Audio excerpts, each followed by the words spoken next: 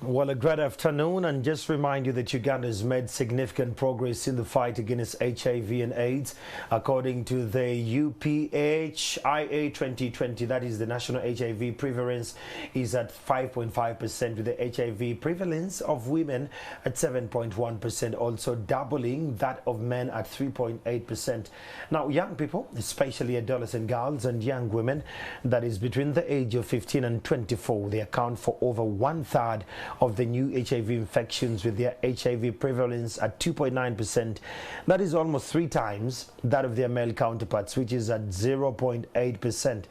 Uganda is among the 8 countries in the whole world that fully achieved the 90-90-90 targets by the end of 2020. Now, the others are being Eswatini, Switzerland, we had Rwanda, Qatar, Botswana, Slovenia, and Malawi. There are 1.4 million people living with HIV and AIDS in Uganda. 1.2 of these are on treatment. Now, last year, we recorded 38,000 new infections, down from 94,000 in 2010, and AIDS-related deaths have equally reduced to 22,000 from 54,000 in 2010. It's important equally to note that while HIV prevalence is significantly higher in women compared to men, on the account of their poor health-seeking behavior, they have the highest treatment gaps compared to women, meaning that men die more from HIV and AIDS-related illnesses compared to women. To bring this conversation home, in studios with me, I have Immaculate Bazade Owomujisha, head of the Advocacy and Strategic Litigation in the Uganda National Network and Uganda Network of Law, Ethics and HIV and AIDS, that is UGANET. And we have Raymond Kwesiga, an advocacy officer in Nafofanu. And this program is powered by UGANET in partnership with TASO and Nafofanu. I'm Andrew Chamagero. This afternoon, let's have a conversation that is dealing with how to end stigma and discrimination. That was mouthful, Lord. Good to have you.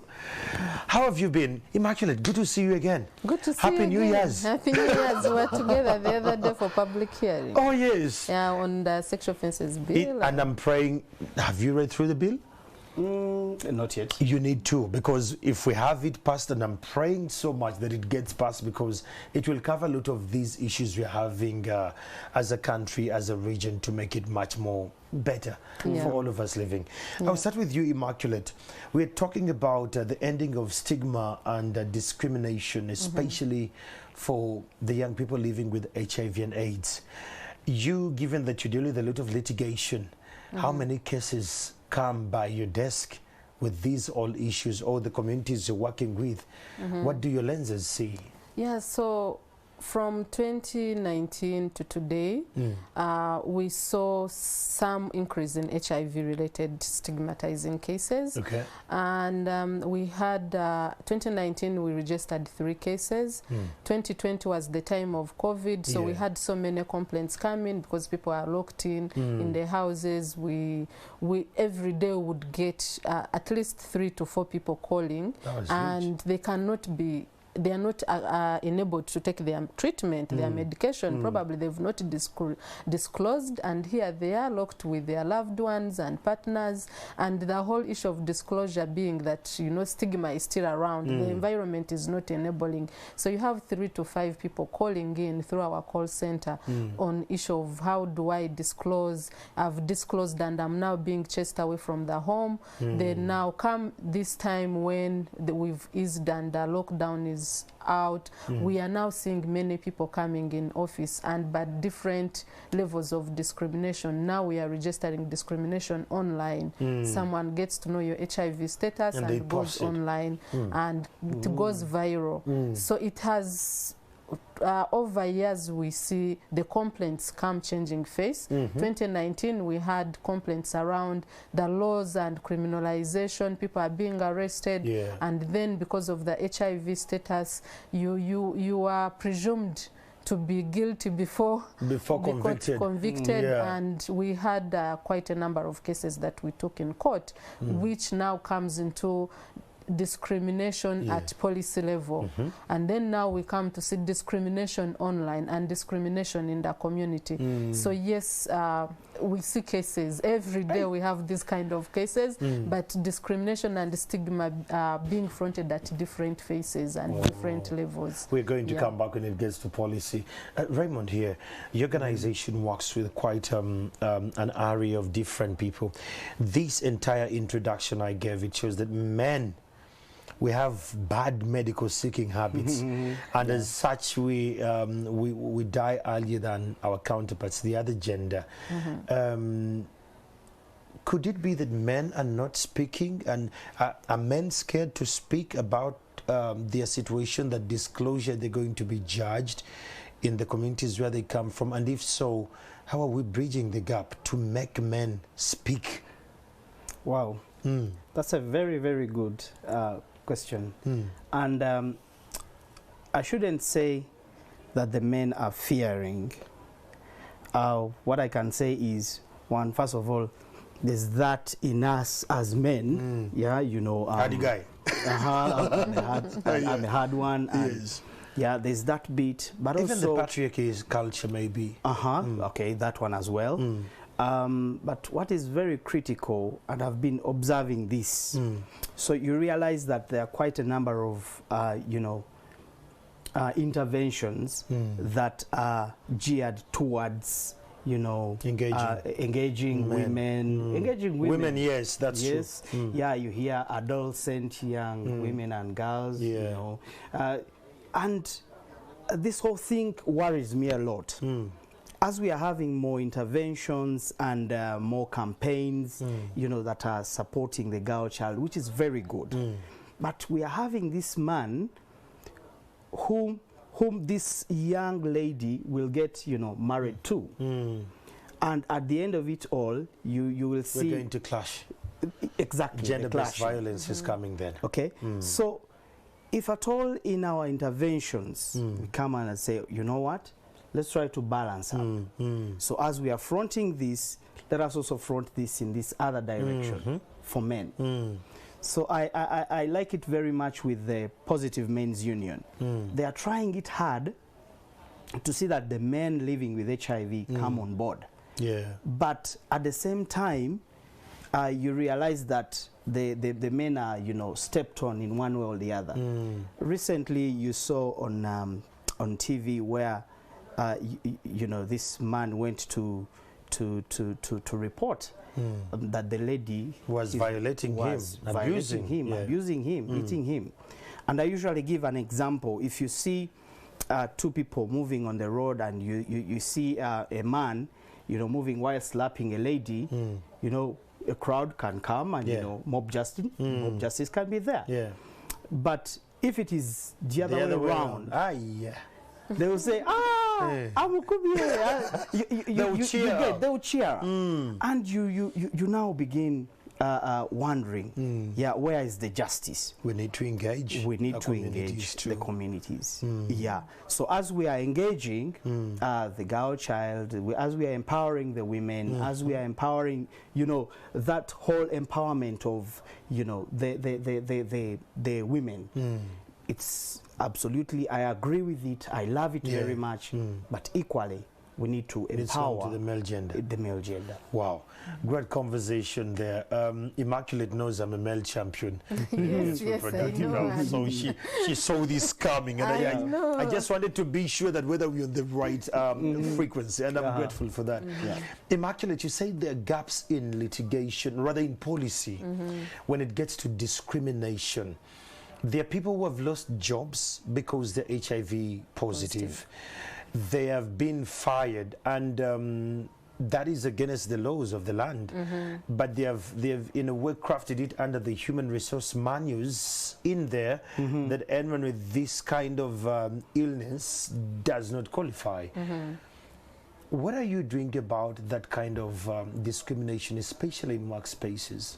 Okay, so let's start it from the point of people understanding what is discrimination and what is stigma. Very much. So stigma, we are looking at attitudes.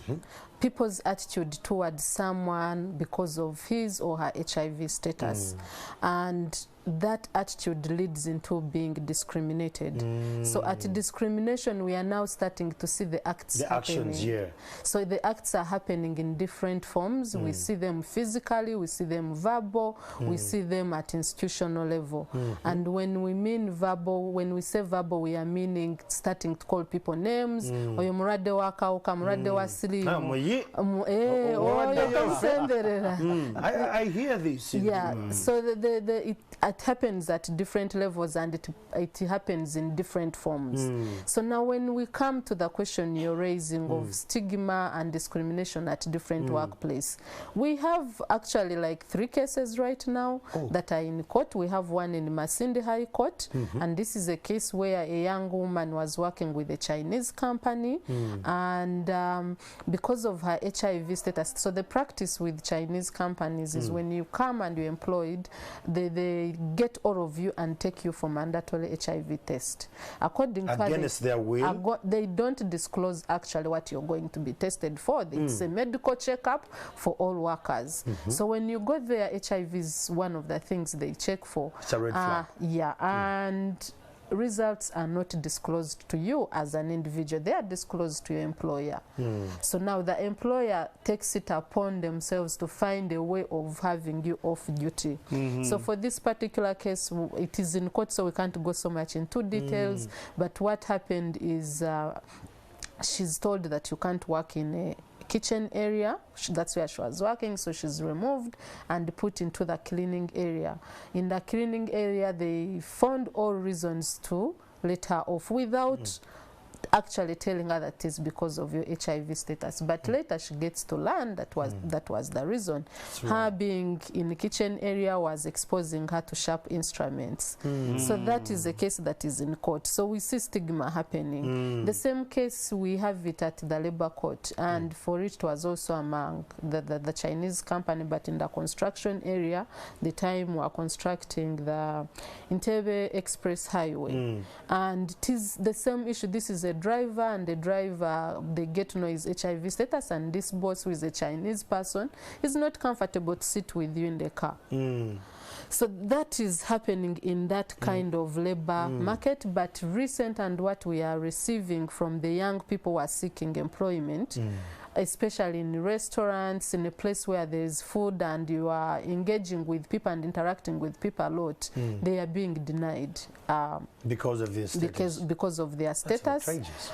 And others who are allowed to come in, you cannot disclose and say, today I need to go for my refill. The moment you ask twice that I have to take a day off to go and get my refill, then definitely there will be a reason to dismiss you from work.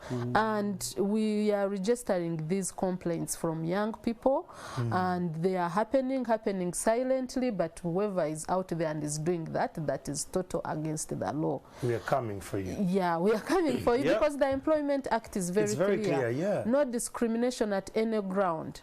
So any ground means HIV status should not be a ground of discrimination. And the same is the Constitution. The Constitution is very clear. So we would not really want to see these cases come up, especially in this era where we know the law is very clear. People should be aware that discrimination and stigmatization in whatever form is not acceptable and is not allowed. It's very ancient. Actually, on that same note, Nafafano conducted a stigma index survey in 2019, and it clearly shows that in terms of disclosure, employees were not comfortable disclosing to their employers, but they would rather disclose to the co-workers. And actually it rhymes exactly with what she's saying. Exactly. And actually this also kind of undermines the efforts that are, being put in terms of, we are telling people that, you have to disclose your status, you have to be open. And now when it comes to your time of taking the ARVs, will you be able to take it in time really? For example, when you've not disclosed. You are in a meeting and it's 10 o'clock, you have to swallow your pill. You might, he's seeing me. Oh, I will swallow later. Now time goes, probably you even forget. Now That affects your health. Yeah, Exactly. and the Chamagero to also really add in is that why people are not disclosing. I wanted to know why, because we are in a generation, I call it the golden age, because we have all the information. Yep. The information we have per hour in this generation. In 2016, it was the whole year information. We have it per hour in this generation. Okay. So, I mean, we have so much. We're in the golden age. But even with that, I assume that it should have built confidence in us to be, you know, vulnerable in a way and be open up. But you're not disclosing. What are some of the hurdles there? Yeah, so for me, it is at two levels. That the community, though we are sensitizing, I think we are not doing much. We are not doing much to make sure that every person, that when I walk in this station and I disclose that I'm HIV status, you don't see people's changes. People's faces change. So we assume that people actually now are informed and they are aware that, you know, a person can live normally, live with HIV. I don't touch the spoon and you immediately get infected. So that that knowledge gap is still there. Then secondly, we are seeing it for us in the legal perspective. We have the HIV Prevention and Control Act. From the time this law was passed, that is in 2015 when the president assented to it, the community of people living with HIV started to get scared. Now I have a law which is saying that a medical worker can disclose my HIV status without my consent. I have a law which is saying that you will be criminalized for intentional transmission. But it is not clear on when does it amount to being intentional transmission. And what happens if it's me who has been raped and it was me who was sick? Exactly. So now people started to fear because it is targeting to, in my interpretation, it is targeting those who have disclosed openly.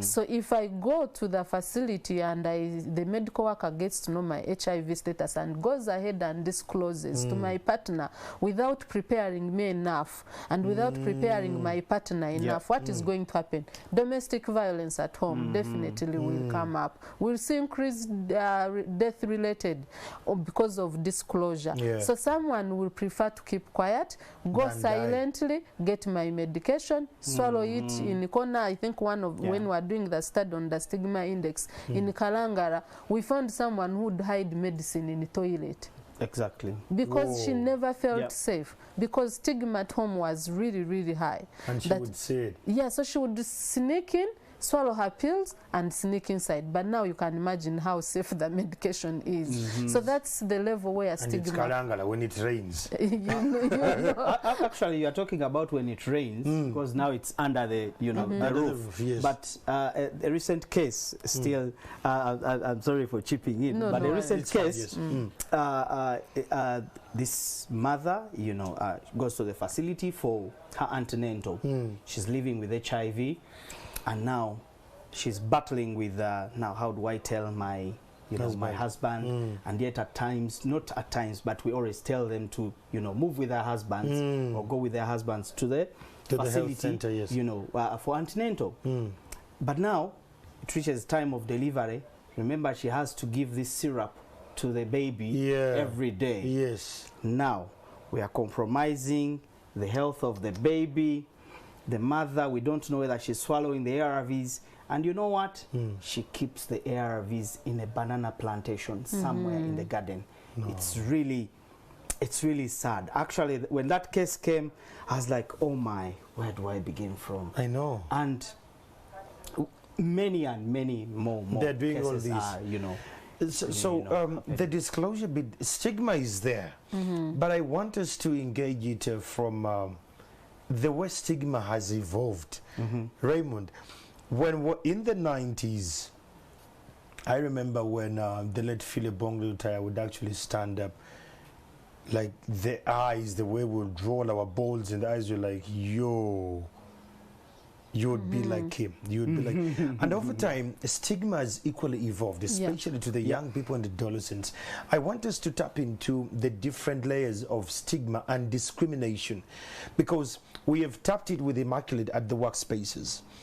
But there are those in our communities. There are those in our marriages. Like that woman, she cannot disclose because, I mean, the man is going to take, you know, a sabbatical back to the side chicks and all that. And those are much more infections again. But those layers, we even see stigma and discrimination online. Can we go that deeper, Raymond? Okay. One, let me start it this way. I'm going to talk about, you know, two things. The societal sort of stigma, and also the internal stigma. Personal stigma. Personal, we realize that, you know, when the test and treat policy, you know, came in place, it is a very good policy.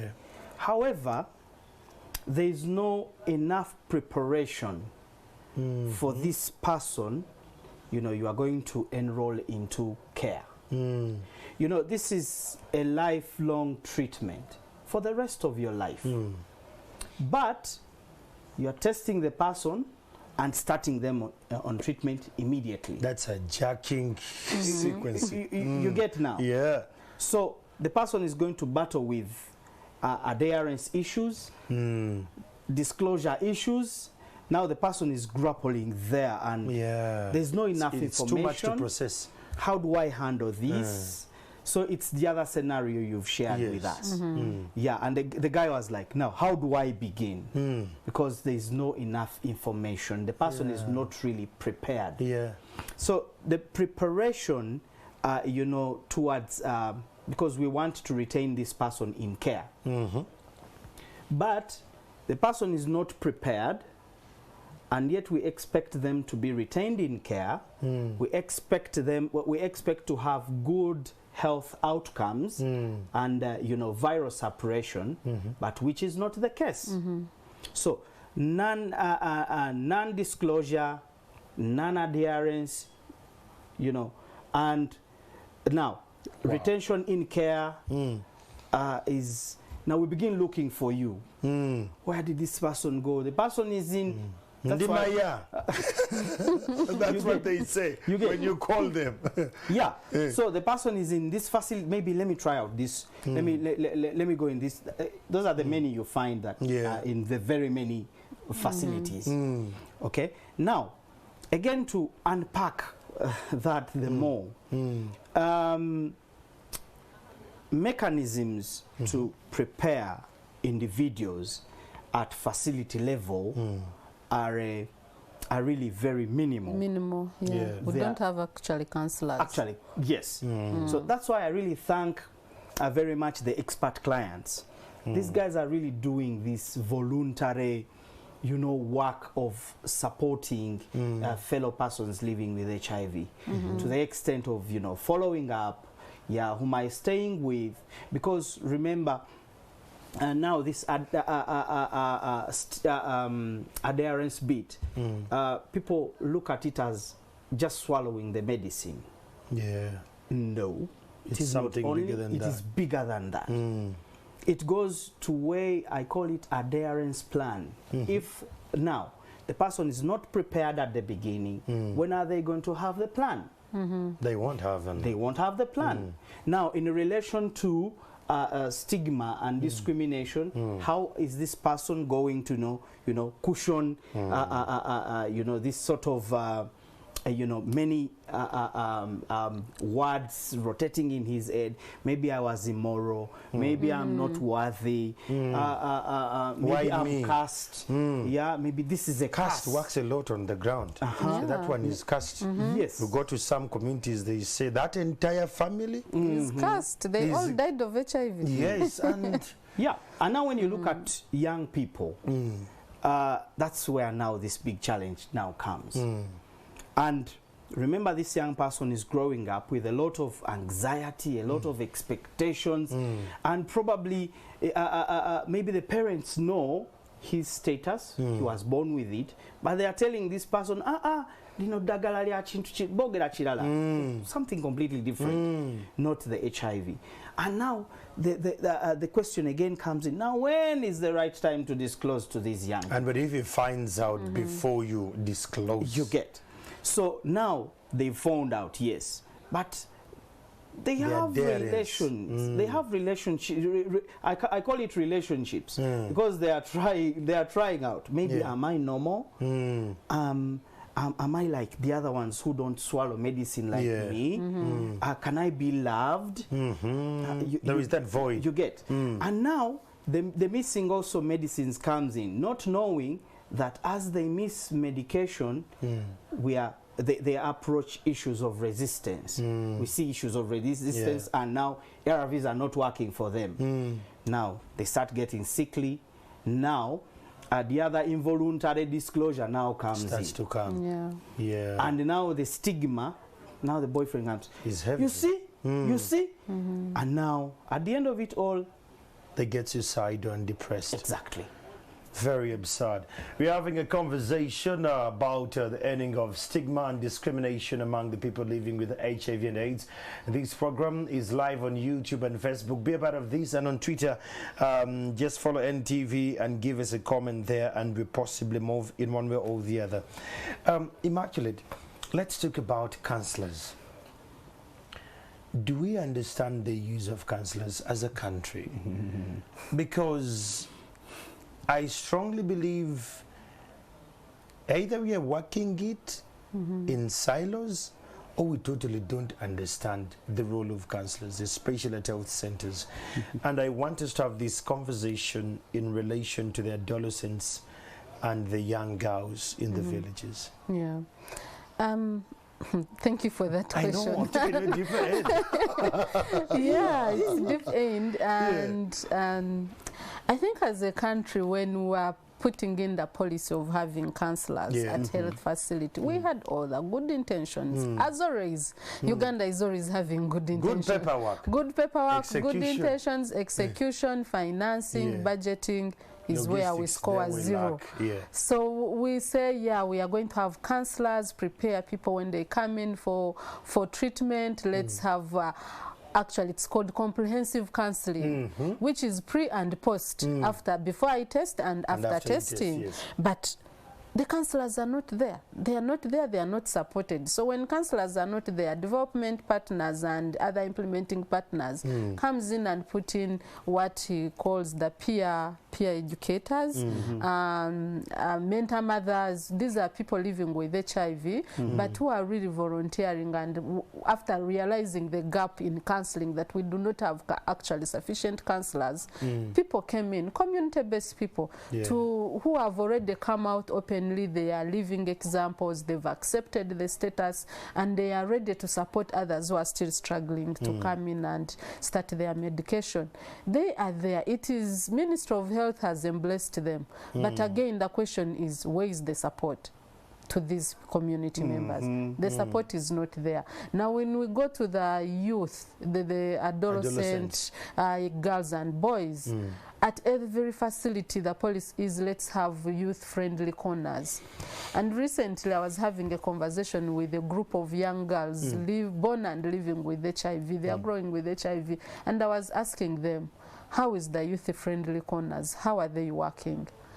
And I remember posing a question. I'm like, okay, we call them youth-friendly corners. But are they friendly? Are they friendly? And are they youthful? And are they youthful? Yes. And I brought it to the concept where now young people are in school. My day of getting refill is the time I'm in school. Remember, this should be a friendly corner. I need to come and access my medicine after 5. But right now, what is the policy saying? You have to come between. It's between what? Between 8 and 4. And 4. But my classes are ending at 5 p.m. Will that corner be friendly to me as a person going to school? They don't work on weekends. So it is one thing to say that we have these youth-friendly corners in every facility, but is that friendly service being provided? That was one question, and I hope I could get answers there. Before you proceed, someone actually gave a comment here. That's what I wanted to read for you. Oh Lord, where is it? It was called Madada. Madada says we don't have counsellors in this country when it gets to that. In my community in Busia, I went to the facility. I talked to the counsellor about my status. By evening, the whole town in you. So you can imagine. Yeah. You can imagine that the trust was broken. Yeah, the My trust. dad, I feel for you, but Yeah, and probably that's what we are trying to address by putting in the policy that Uganda AIDS Commission passed recently, and maybe we'll speak to it later. But clearly you can see, if we go to the facility, which should be very, very friendly, very confidential, the code of conducts are very clear for medical workers, but the same person goes ahead and discloses it. Now with the law in place, you can imagine what will happen. Will this young man go back to that same facility? He won't. Definitely no. They cannot. And so sitting here and say we have counselors, or the government said we must have counselors at every facility, it is lying to ourselves if we do not invest enough into that. Raymond, when you look at the friendly, youth-friendly services, I, for one, given that I'm so much into reproductive health, I traveled to one of the regions of this country and I looked for the friendly youth corner. I found a very old woman seated there with an attitude of like, oh no nyechi. But I said, they told me this is the friendly youth corner. In my mind, good thing I had a mask on so she wouldn't notice who it was. But I was thinking, so this is how she's reacted to me, I'm a stranger. What happens to the ones who are bona fide residents here and the adolescents? How do we engage then, Raymond, the issue of stigma and discrimination, especially about adolescents? Why? Because we have our caring capacities as adults. We know how to deal with all this that comes in some. But the adolescents, they're just trying out and learning new avenues on how to navigate. How do we help them as parents watching the TV today, or as guardians watching? How do they help these adolescents to hang in there and navigate through safe and sound, regardless of the stigma and the discrimination in communities and schools? Wow. That's really brilliant. Now, I really love the initiative of the YAPs. They are the young adolescents. Peer educators. I love it because it is a peer-to-peer, but among the young people. So I really love it. But again, if you look at the environment, then is the environment really favorable for peer and peer to thrive? For peer-to-peer. Is it really favorable? And when it comes also to service provision, yes, the delivery, the health workers are willing to deliver the services, but are the services really there? Are they available? Are they available? I liked it when our DG USC talked about the A's, accessible, available, and affordable. Yes. Affordable is very key, especially for us around Bawansi in the villages. Exactly. So if this this particular young person, comes for a service at the facility, and the person, wajifunyotia infection here. Exactly. How did you get it? They're very judgmental. So, and you're like, Kati, who do I trust then? Exactly. So now the fact that you've brought in that question, meaning you are like chasing this person away, and at the end of it all, they want go for antenatal services. We shall find them malnourished and on the verge of death. Now, what I feel or I think going forward, because also if you see our facilities, I don't know how they were really planned. We love the interventions, but the planning, the facilities to accommodate the plan are not really there. So that's why we are talking about integration. Integration, yes. Stakeholder approaches. Yeah, we say, okay, yeah, but na kale babere wane. And if it weren't for these donor funded projects or organizations, and I don't know how we would be. Like for Mildmay, I love the approach, you know, in Mildmay, in Tasso, Baylor. in Baylor. So there's a way they have, there's a way they have those, you know, separate facilities for the young people. And the young people interact among themselves. So, and also if you look at media, so like you said, information that was, you know, that would run for the whole year, it's to run in an hour. In an hour. The whole data that was on internet in 2016, So, in this era, it's in 1 hour. 1 hour. So this young person is packed with this too much information, the correct, the wrong, Everything. everything. Digital. So and I ask myself, who is in the SRHR department at Ministry of Health? What sort of a person is there? And what interventions have they put in place to see that?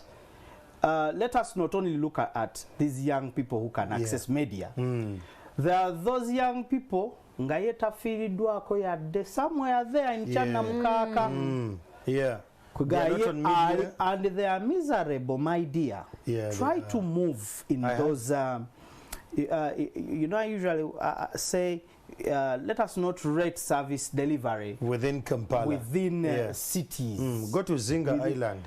Go to those places. Zombo. That is Zombo. Yeah, I've been actually to Zombo. Zombo itself is hard to reach. Yes, that's itself. It's hard to reach. Now you find the young people and you're like saying, you like say, kakati mano honestly betaga mmere. They don't, before you even talk to them, before you say medicine, they need food. They need food. Nga, what you are going to talk, you'll be even wasting your time. Doesn't make sense.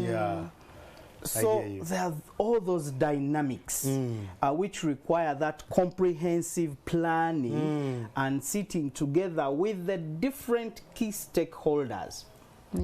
And once we have that, we are able to address the issue of stigma, because you're looking at needs at different levels. You're looking at needs at health facility, need of this person, assess if I've walked this distance and I've come to your facility and you're telling me you forgot your card, you need to go back. Have you looked 24 kilometers? Yes. Recently we are hearing the issue of cancer screening, which is well intended for adolescent girls. But young girls are being told, if you come and you're not ready, and for us as women and our body, we know when we are ready. If I'm not ready, I'm told, no, I'll not give you a refill. You need to get maybe half and go back and come back. But you're not putting into consideration of how long has this person walked? Do they even have transport to bring them back? Do they even have food anyway?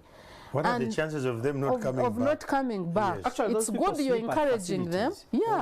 It's good to encourage them to do the cancer screening, but let the steps that are being put in place be a bit accommodating if we are to address some of these issues. Because for this person, if you've not explained to me, tell me the good, why I need to do it, when I should do it, in terms of having this cancer screening, than just saying, no, it is a must for all adolescent girls living with HIV to be screened, and if you're not ready, then it takes us back to the issue of discrimination. It is happening in different forms. And that brings me to the question, Immaculate.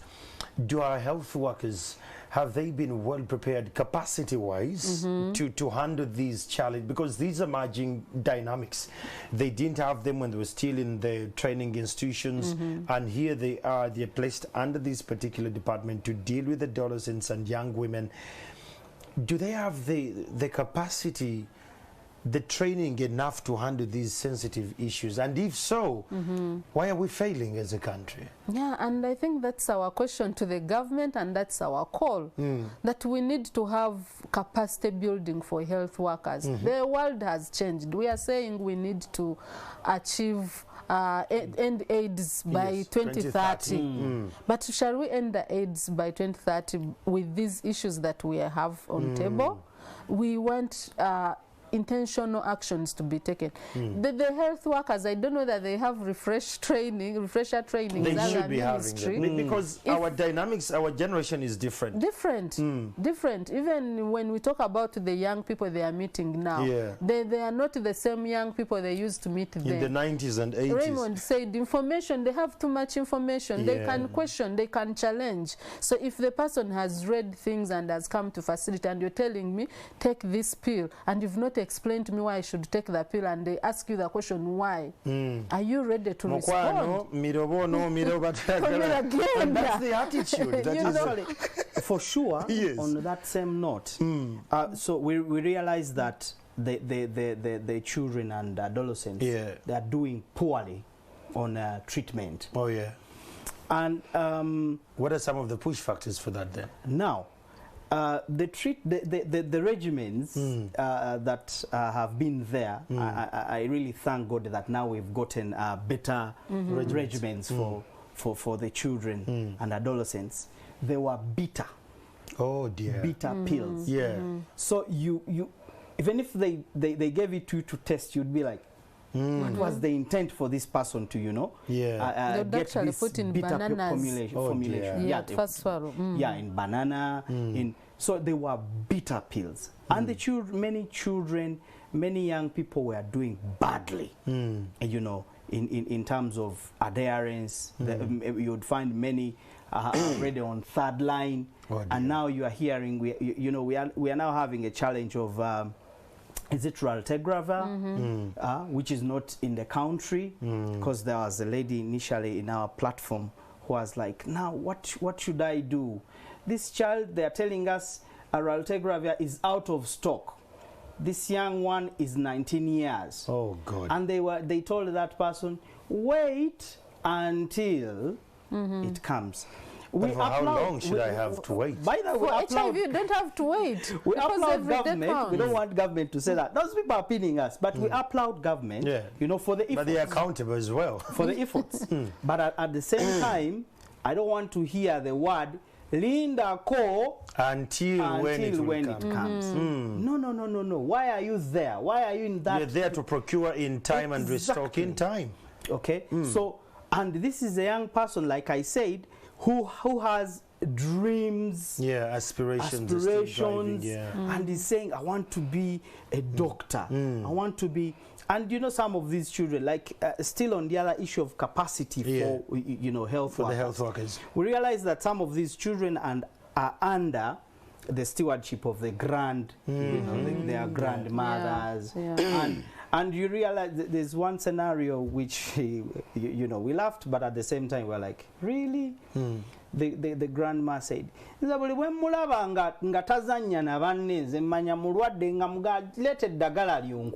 dear, that's wrong. So, that's wrong timing. So the knowledge gap, you see. So the grandma thought in her, she had good intentions. Yeah. Edagala. So but whenever she feels that she's a little bit, withdrawing from the others, the only thing that can bring her back is the drugs. Now, and I ask myself, is this health worker, the counselor, is this person, having enough, capacity to support? How come such a thing is happening? Do they even visit them? Those homes, You get my point. So, and yet, if proper planning would be there, we would see less times when this child gets sick, meaning they would be all the time playing with the others. There won't be questions like, Racho ina rush. Those questions would not be there, because those are the questions that make this child or young person feel bad, and they'll say, and in schools it is equally it is worse. High, and it is worse actually, that you have to first take your pills and then explain, and they ask when the child every break break, you're running to they are called dormitory. what? Dormitory. Not dormitory, the pills have to be kept with a nurse. The sick bay. Yes, in the sick bay. There are those questions that come with it. Now the issue is, have the schools been prepared to handle such cases? Or the teacher will now start to feel sorry. Good intentions was talking about, oh, you know, this is a child, should not go and scrub the bathroom, without letting them be equal. Because people think, yeah, I'm helping. And there were the cases we've had where you know it is an issue of feeling pity, but you're not knowing that you're creating stigma and you're causing discrimination. Yet you have good intentions. Good intentions. So knowledge gap, capacity building, beyond health facility, we need to take into these other institutions where people are handling people living with HIV, especially now adolescent girls and young boys. One scenario I wanted to share with you. Sorry. I'm coming to the AIDS policy. Yes. One small scenario. You know, we've been we got some support from Unit Aid through some organization and with support from National Forum Networks. We were conducting trainings with the young people in Kalangala. So this young person stood up and said, let me say it in Luganda. The headmaster ja agamba gundi ne gundi ne gundi ne gundi simu abali kuddagala muitewo mugende mugundi mumire eddagala lyammwe lwaki mwerabiralabira. Reading them out the names to go and take the drugs before the classmates. No. Actually, one of the boys dropped out. I have those voices. If you need them, I have the voices. So that's painful. Yes. Kati, the Kayan girl, what made me cry was like, oh my musajja okulabisa. I know. Our generation was like, yeah. Fenna twanyogogane tuwuliranga tetukyasobola na kubeera kubanga mukwano gwaffe yadduka ne mu ssomero n'amala akabanga nga takyasoma. Because of so the capacity building, we are talking about the other health workers, but it has again, to be cutting also across. Exactly, in the education sector. You can see that headmaster, whoever is, must be thinking, I'm doing good. I'm reminding these young people to go and take their medication. But the delivery model. The delivery model. And the delivery model may be wrong because it does not have information. That you know when you say that and sing out people among the big, and you're mentioning they need to go to, you're creating stigma. Already. You're causing discrimination. Immaculate, let's talk about the AIDS bill that was passed just recently. And how does it help to address the issue of discrimination and stigma? Yes, so the national policy, in fact, Nafufano, they are the champions. They were at the forefront. Forefront because it came from the recommendation of the Stigma Index, which is done after every 5 years. Yes. We do a Stigma Index among people living with HIV to see how is at national level, how are we performing in terms of tracking stigma reduction as a country. So from the recommendation, one of it was, let's have a policy that is aiming at addressing issues of stigma and discrimination at all levels, and the policy should be putting in place strategies for sensitizing people, strategies of having enabling environment, and the strategies of ensuring that everyone is treated equally. And that's how we come up with a policy. Very good intended. We are actually celebrating it as a community of people living with HIV. And when we talk about people living with HIV, we don't forget that TB and HIV go hand in hand. So Uganda AIDS Commission, in fact, the other day we were in the meeting and we are coming up with a bridged version. The abridged version which can easily be translated into different local languages to ensure that every local person at all levels understand the concept of why we need to end stigma and discrimination. So we are at that level. It is also formed by the equity plan that is looking at equality for all at all levels. Now the question we are having as we roll it out is, where is the fund? We had money to have this policy in place, but now rolling it out, taking it to the community, and not just drop books at the local government. People want need to understand. We need to go in the community and Baraza sensitize. modos. Yes, we need to hold those barazas and sensitize communities and tell them this is the do's and don'ts when it comes to stigma and discrimination. Have you come across one? No, I haven't, but we need to understand because here they're what we call in my profession media deserts, where we will assume that people in the urban centers understand these policies and concepts, but when they actually don't understand it. And you go in a BIM district and they understand it more because of the support and the structures, excuse me, the structures you've used on ground. And when you're in Kampala, you might assume someone in Lubaga understands it and you get shocked. They're like, when was that passed? So the policy is good. We need to understand, are we using the right channels to talk to the people, the intended persons? Are we using the right languaging and messaging? Because the intentions could be good, but now for Fanu, given that you're at the forefront of this, have we looked at the different dynamics of communication and information allocation for this purpose, that the masses get to understand the intention and their call to action? Wow. Yeah, Nafafano has structures, district structures, actually, all over the country. That's nice. So you must be expanding every month because you have new districts coming. It's a network of national people living with HIV. That's easier then. Yeah. So the good thing, our coordinators and also chairpersons sit directly on the district AIDS committees, and they were part of during the rollout of this policy. They were part of the team that actually received information. But again, you bring out a valid point. How inclusive, how engaging is the information? Yes, giving the policy booklet or the booklet is not enough. Is it really enough? And how much are we willing to translate, in the main, languages? And looking at the abridged version, still, I think it is still bigger. Okay, and our reading culture. Our reading culture. Yes.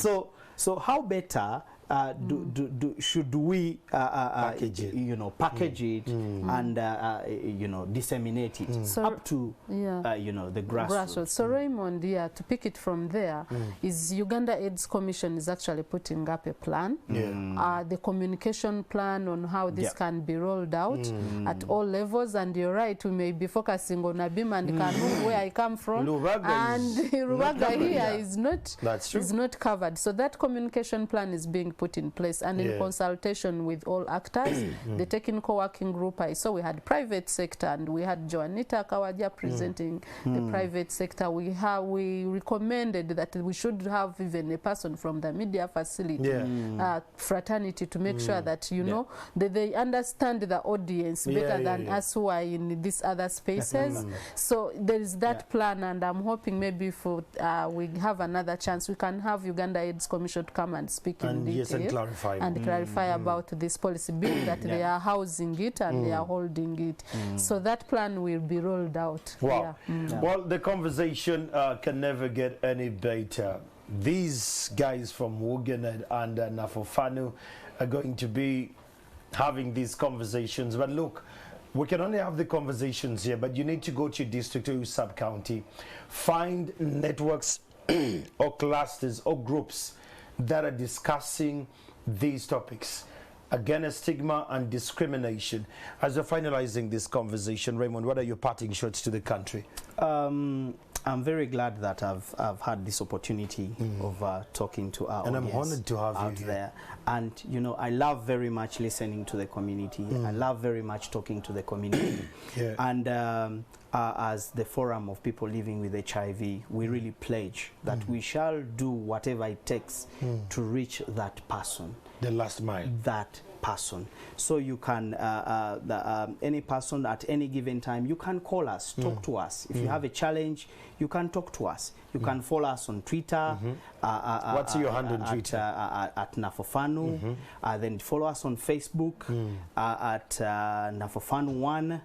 And then you can also call me on, I can give them your number, because this is what they need. So support. I can, let me share with you my numbers. They're MTN and Airtel, 0782 728084, and Airtel is 0702 728084. Thank you.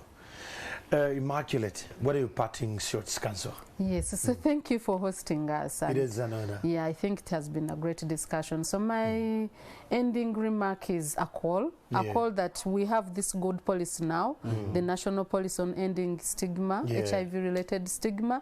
Let's not keep in our shelves. Let it be rolled out. Let us have support to Uganda AIDS Commission to have it rolled out. So whoever partner is out there that can feed into the government support and add, and we have it taken to the local person deep in my village in Kanungu to understand it and know why we don't need to discriminate people living with HIV. I think that will be very, very great, and will take us to where we want to be in 2030. But secondly is the policies that still have gaps, and for me what is core on my heart is the HIV Prevention and Control Act. We need to continue having this conversation of having it amended. The sections that are challenging, 90% very good, but those small clauses that continue to trigger stigma, we need them to delete them.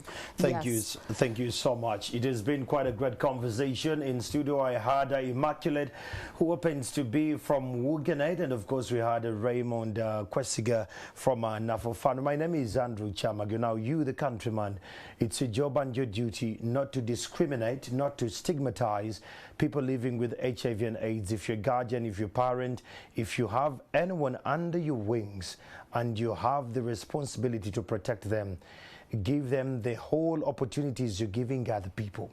If you're a team leader, if you're a supervisor, if you're a boss, they have the same direct benefits just like the others. This show was powered by UGANET, of course, in partnership with Nafofanu and Tasso Uganda. The conversation doesn't stop here. Spread this conversation further in your